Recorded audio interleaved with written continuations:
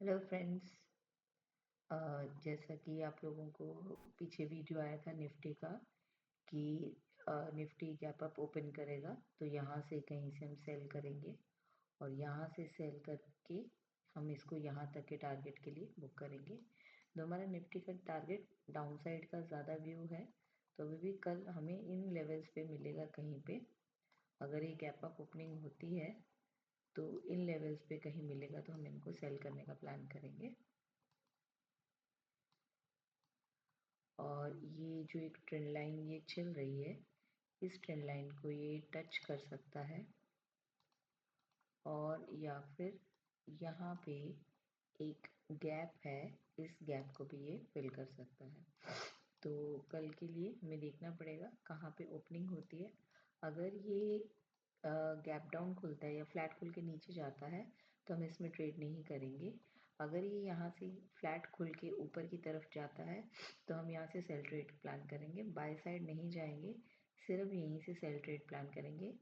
और अगर ये नीचे की तरफ निकलता है, खुलते ही नीचे की तरफ जाता है, तो हम ट्रेड को अवॉइड करेंगे और जब यहाँ पे दोबारा आएगा तब इसको सेल करने का प्लान करेंगे। तो ओवरऑल हमारा जो व्यू रहेगा कल का, सिर्फ यहीं पे सेल करने का प्लान रहेगा यहाँ तक के टारगेट के लिए, क्योंकि हो सकता है अभी शायद कल आपको कोई ट्रेड ना मिले तो ये यहाँ से इस ट्रेंड लाइन को बना के यहाँ तक जा सकता है और एक ये ट्रायंगल काइंड ऑफ स्ट्रक्चर में फंस सकता है। तो हमें यहाँ पे सेल करना है और अगर यहाँ से सेल करने के बाद ये हमारा फर्स्ट टारगेट रहेगा और फिर ये बाउंस करके फिर ये नीचे की तरफ आएगा।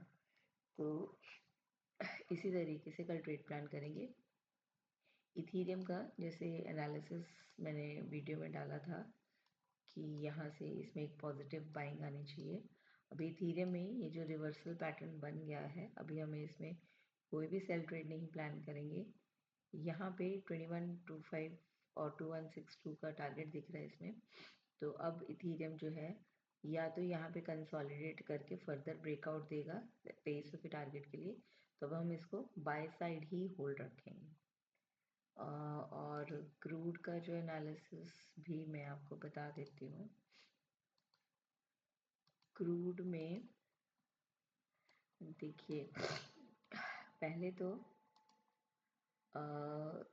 स्पाइक अच्छा खासा आया, यहाँ पे इसने डबल टॉप बनाया, यहाँ पे इसने इस स्ट्रक्चर को ब्रेक कर दिया है। जो इसका सपोर्ट लेवल था इसको इसने ब्रेक करके इसके नीचे ही क्लोज दिया है।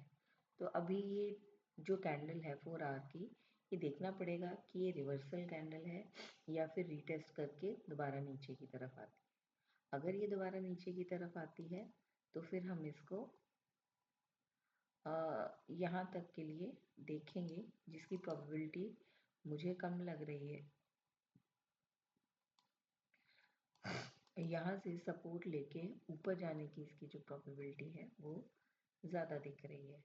तो हमें किस तरीके से प्लान करना है, हो सकता है नेक्स्ट फ्यू आवर्स ये यहीं पे कंसोलिडेट करेगा और फिर कुछ अच्छा सा प्राइस एक्शन बना के ऊपर की तरफ जाएगा। तो लॉन्ग साइड का जो हमारा व्यू है वो हमारा अभी भी इंटैक्ट रहेगा। अगर